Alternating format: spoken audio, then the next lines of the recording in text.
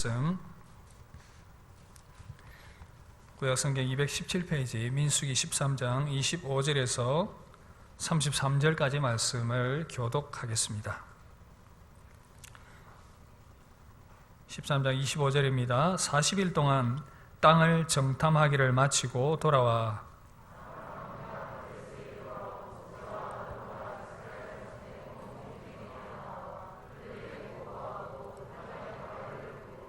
모세에게 말하여 이르되 당신이 우리를 보낸 땅에 간즉 과연 그 땅에 젖과 꿀이 흐르는데 이것은 그 땅의 과일이니이다.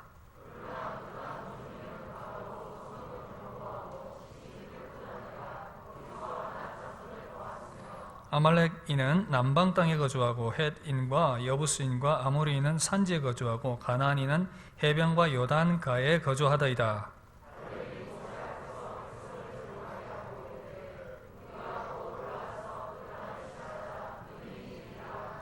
그와 함께 올라갔던 사람들은 이르되 우리는 능히 올라가서 그 백성을 치지 못하리라. 그들은 우리보다 강하니라 하고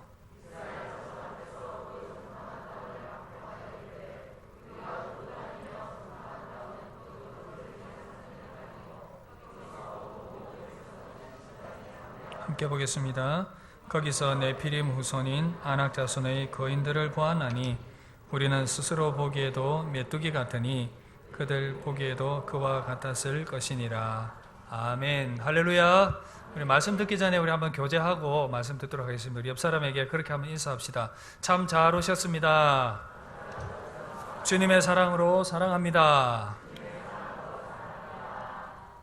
아멘. 이 시간 현실을 넘어 믿음의 눈으로 라는 제목으로 여러분들을 말씀으로 섬기도록 하겠습니다. 세계관이라는 말이 있습니다. 이 의미는 각 사람이 어떤 지식이나 관점을 바라보고 세상을 이해하는 지식이나 틀이다, 이렇게 정의를 할 수 있겠습니다. 쉽게 말해서 세상을 바라보는 자기만의 관점이다, 그 얘기입니다. 사람들은 말하지 않지만 자기가 가지고 있는 그러한 이 관점이나 사물을 이해하는 틀을 가지고 그것을 가지고 해석을 하고 세상을 살아가고 있습니다. 지금부터 간단히 테스트를 한번 해보도록 하겠습니다. 그림 한번 띄워주시죠. 한 번쯤 여러분 보신 분들도 계실 텐데, 자, 여러분 무엇이 보이십니까? 자, 컵이 보이신다 생각하시면 손 들어보십시오. 컵이 보입니다. 네.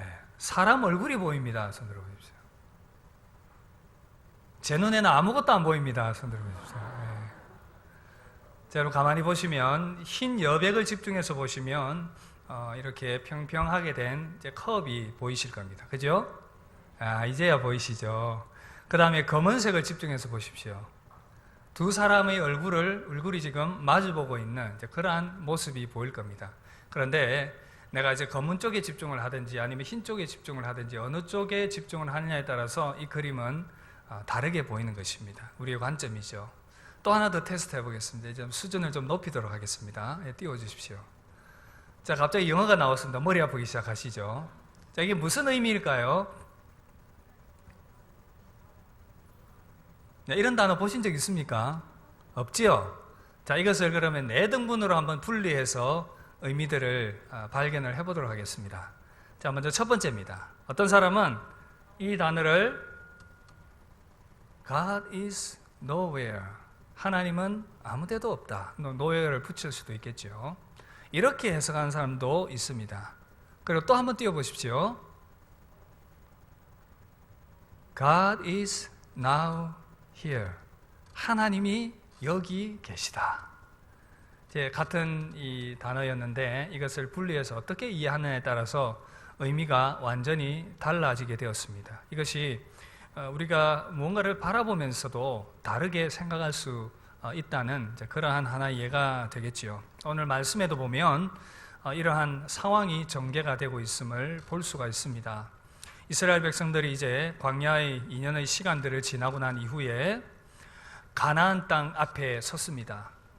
모세가 12명의 정탐꾼을 가나안 땅에 보냅니다. 가서 땅을 40일 동안 정탐을 하라고 합니다. 그 땅이 어떤지, 사람들이 어떤지, 과일이 어떤지 둘러보라고 합니다. 그렇게 파견된 12명의 정탐꾼들은 열심히 정탐을 하고 난 이후에 돌아와서 보고를 합니다. 그런데 그 보고는 딱 둘로 나뉘어졌습니다. 그런데 그 둘은 다수의 10명과 소수의 2명으로 나누어지게 되었습니다.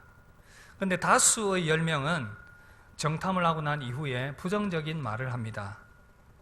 보세요. 우리가 가서 보니까 저 땅은 우리가 정복할 수 없는 땅입니다.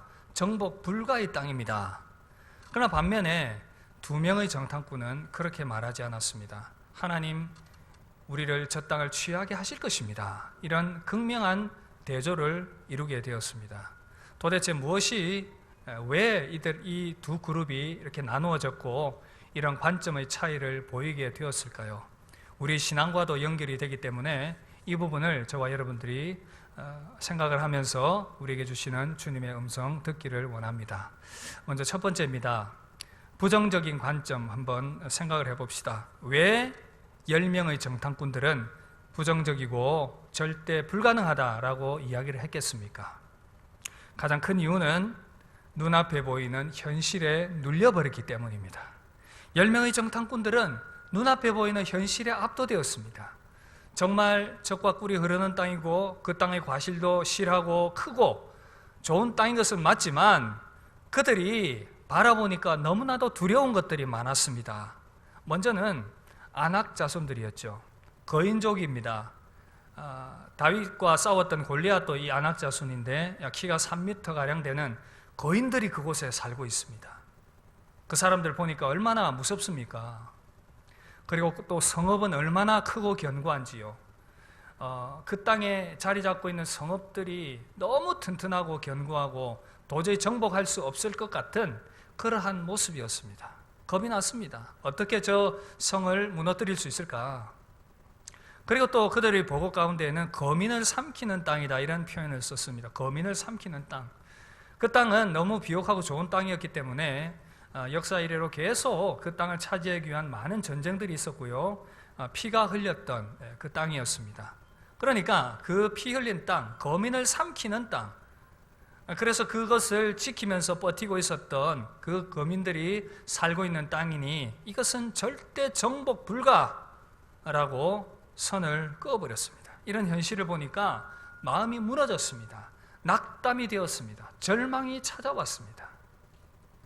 그런데 더 큰 문제는 이런 두려운 현실 앞에 그들의 자존감도 함께 무너져 내려버렸습니다. 스스로를 한없이 초라하게 여깁니다.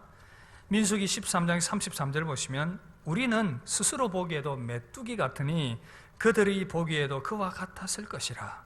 메뚜기 같다는 자기 진단입니다. 사실 눈앞에 보이는 그 현실에 압도된 것으로 인해 그들이 스스로를 그렇게 판단한 것도 있었지만 또 한편으로 생각을 해보면 오랫동안 노예 생활을 했던 그들의 그 노예 근성이라고 표현을 해야 되겠죠. 그것을 떨쳐버릴 수가 없었습니다. 400년 동안 애굽의 지배하에 있었던 그런 상황 가운데에서 자존감도 바닥으로 떨어졌고 아무것도 할 수 없다는 그런 무기력함이 그들을 사로잡고 있었던 것입니다. 혹시 인도에 가보신 분 계십니까? 인도에 가보시면 손 한번 들어보시죠. 인도. 예, 소수가 가보셨네요. 저는 아직 가보지 않았지만 언젠가 가볼 계획입니다. 인도에 가면 코끼리가 많다고 합니다. TV로 보니까 많더라고요. 코끼리가 많은데 그런데 참 희한한 것은 그 덩치 큰 코끼리가 아주 조그마한 나무에 묶여 있는데 꼼짝을 하지 않고 그대로 가만히 묶여 있습니다. 의아한 생각이 듭니다. 저렇게 덩치가 큰 코끼리가 저렇게 조그마한 나무에 묶여서 왜 꼼짝도 하지 않고 있을까? 알고 보니까 이 사육사들이 이 코끼리를 키울 때에 어린 아기 코끼리 때부터 아주 큰 나무에 이렇게 확 묶어놓고 키운다고 합니다. 아기 때는 아무것도 모르지 않습니까? 그것을 벗어나려고 이렇게 저렇게 몸부림을 치고 뛰쳐나가 보려고 했지만 큰 나무에 묶여서 꼼짝을 할 수 없는 겁니다. 이렇게 점점 성장하여 큰 성체의 코끼리가 되었지만 여전히 코끼리는 빠져나갈 수 없다는 생각을 하면서 그저 그렇게 체념을 한 채 조그마한 나뭇가지에 묶여 있는 것입니다. 마음만 먹으면 얼마든지 뛰쳐나갈 수 있는데 그대로 그렇게 묶여 지내는 것입니다. 이스라엘 백성들이 그러했고요. 어쩌면 우리의 모습일 수도 있습니다. 이 땅을 살아가면서 크고 작은 실패들을 경험하고 낙심과 절망되는 상황들을 만나면서 스스로를 한없이 초라하게 여기면서 난 도저히 안 되는 사람인가 보다 라는 그런 생각들로 스스로를 메뚜기와 같이 비하시키는 그러한 우리 모습들이 혹 있을 수 있습니다. 교회적 상황도 그렇습니다. 코로나 지금 시국을 보내면서 사실은 소위 말해서 교회발 감염이라고 표현을 해야 되겠죠. 그것이 많지 않음에도 불구하고 매스컴의 지나친 과장의 부분들도 있었고, 그래서 마치 코로나의 확산에 기독교인들이 한 축을 담당하고 있는 것처럼 그런 어떤 이 여러 가지 말들과 소문들로 인해서 그리스도인된 저와 여러분들의 마음이 사실 많이 위축되어 있는 것이 사실입니다.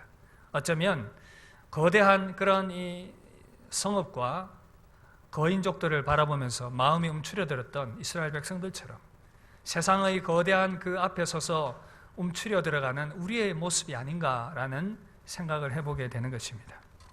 그런데 여러분, 이 부정적인 생각의 더 큰 문제가 무엇인지 아십니까?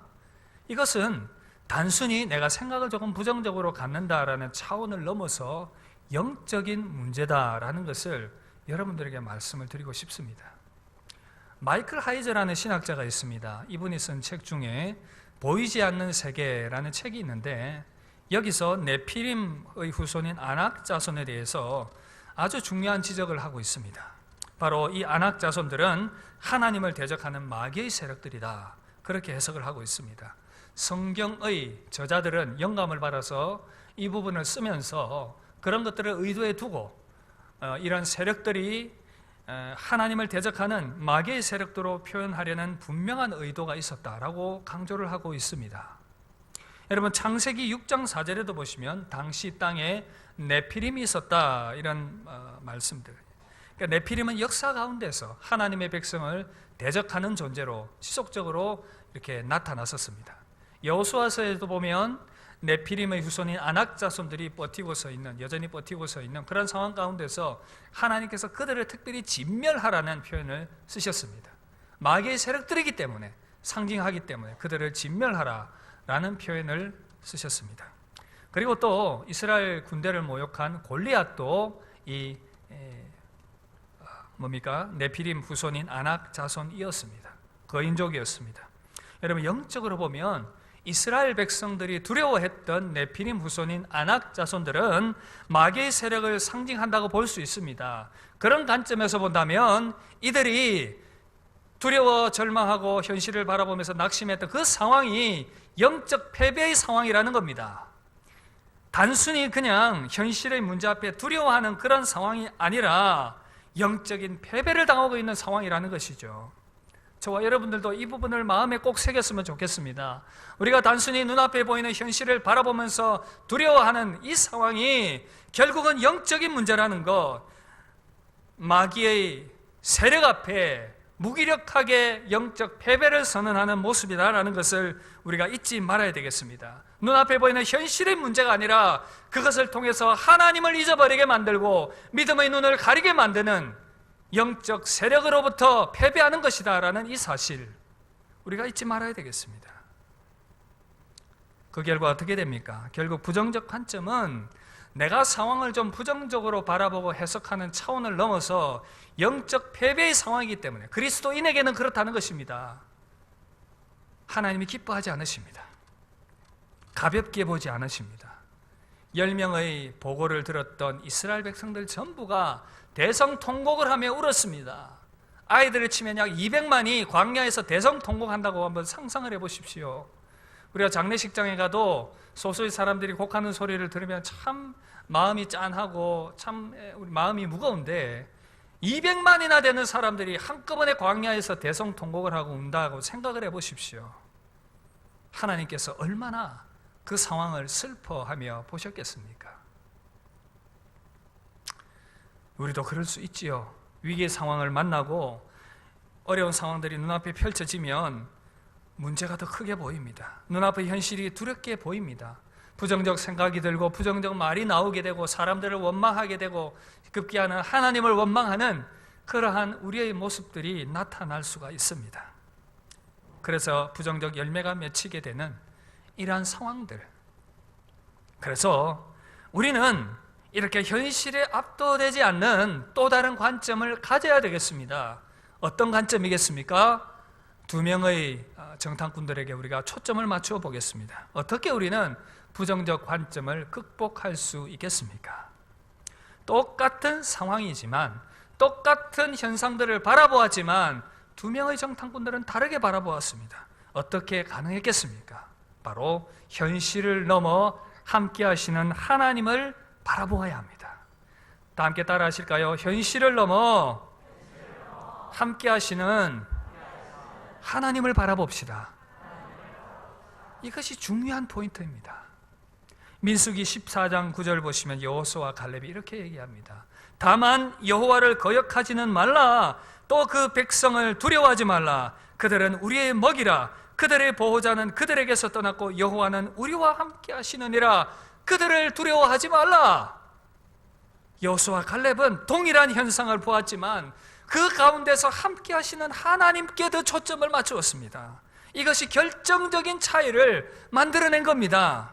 우리도 다를 바 없습니다. 두려운 현실 누구나 만날 수 있고요, 눈앞에 펼쳐져 있는 현실이 쉽지 않다는 것 우리 모두가 공감하는 바입니다. 그러나 하나님을 믿음으로 바라볼 때에 우리는 상황을 다르게 해석할 수 있는 것입니다.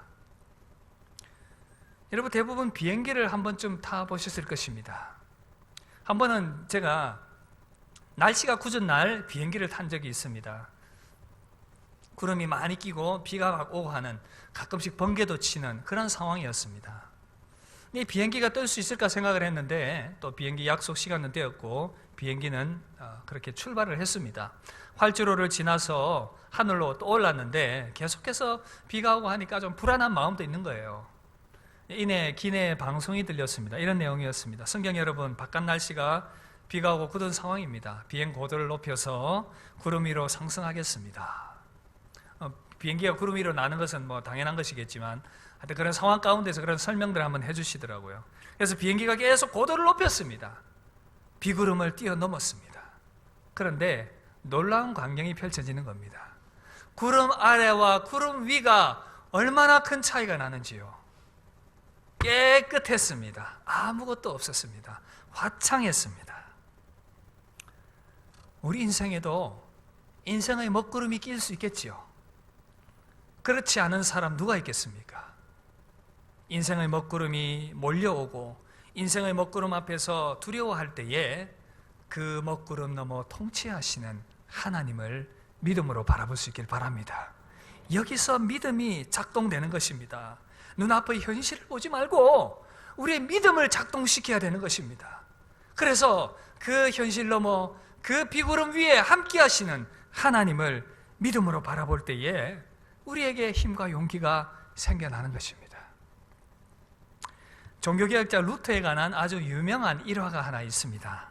종교개혁을 주도적으로 이끌던 어느 날 루터는 굉장히 지쳤고 낙심해 있었습니다. 너무 힘이 드는 겁니다. 교황이 죽이려고 하고요, 그 당시 권력자들이 죽이려고 하니까 너무 두려운 겁니다. 두려운 현실 앞에 루터도 눌려가지고 어느 날 방구석에 앉아서 두려워서 떨고 그렇게 있었습니다.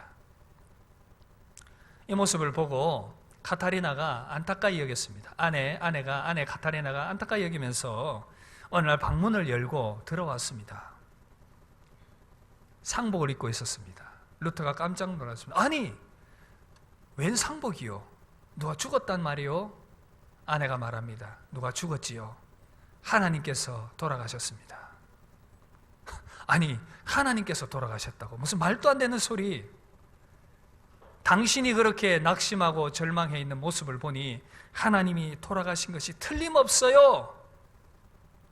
이야기를 듣자 루터는 정신이 번쩍 들었습니다. 그렇지, 하나님이 살아계시지, 하나님이 살아계시지, 함께 하시지. 루터의 마음에 다시 용기가 생겼습니다.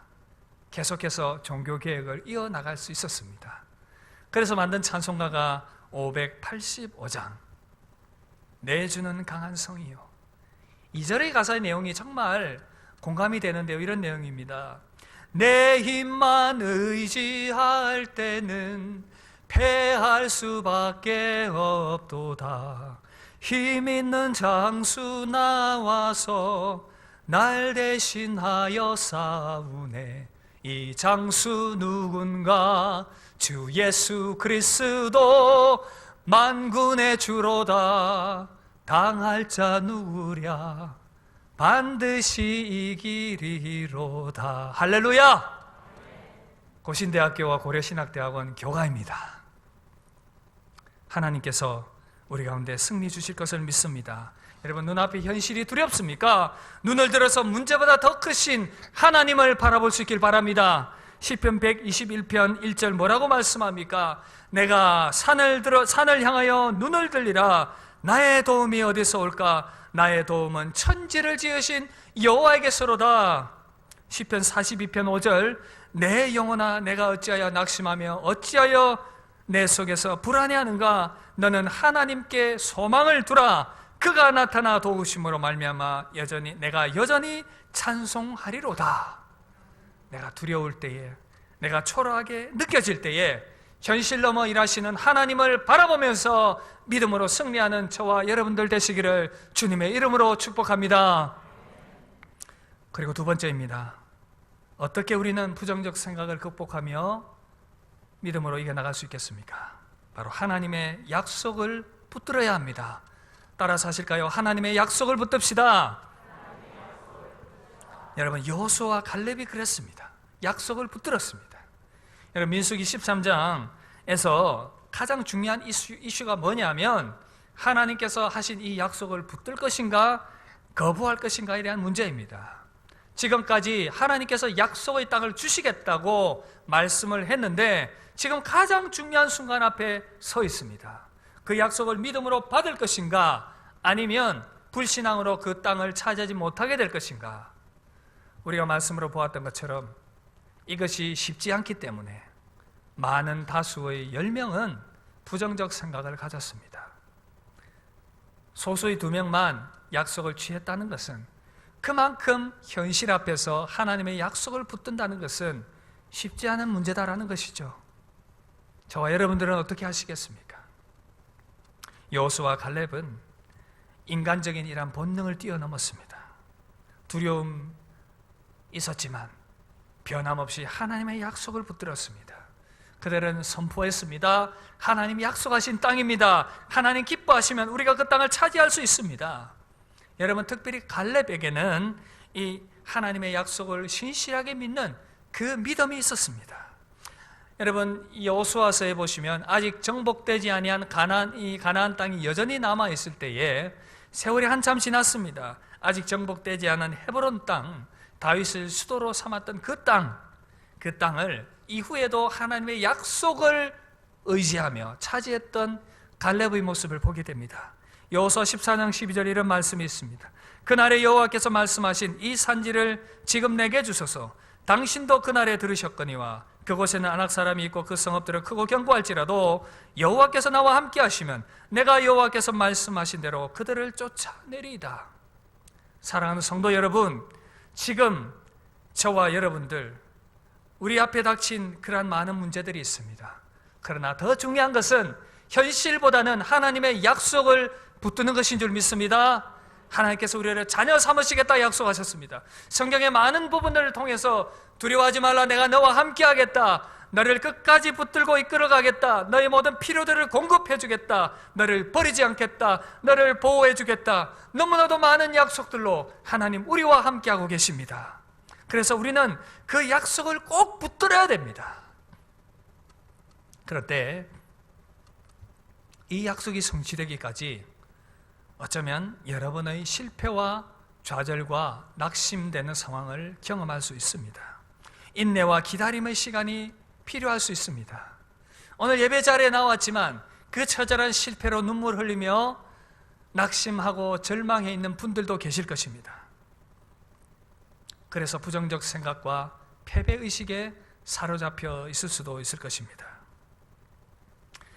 여러분, 한 강사가 사람들이 이렇게 많이 모인 강연장에서 강연을 했습니다. 그러다가 갑자기 호주머니에서 $100짜리 지폐를 하나 다 꺼냈습니다. $100 얼마죠? 우리 돈으로 하면 12만 원 정도, 10만 원에서 12만 원 정도 된다고 보시면 되겠습니다. 제가 여러분 주머니에 지금 돈이 없습니다. 2만 원짜리를 5만 원짜리 한 움큼 꺼내가지고 이거 받으실 분 했을 때 받지 않겠다고 거부하실 분 얼마나 계시겠습니까? $100짜리를 꺼내가지고 얘기합니다. 이 돈을 갖고 싶으신 분 손 드십시오. 여러분들의 마음처럼 어김없이 다 손을 들었습니다. 그리고 또 얘기를 합니다. 저는 오늘 이 자리에 함께 여러분들 중에 이 $100짜리를 거저 드리겠습니다. 그런데 드리기 전에 제가 이 돈을 좀 더럽히겠습니다. 그리고 바닥에 떨어뜨렸습니다.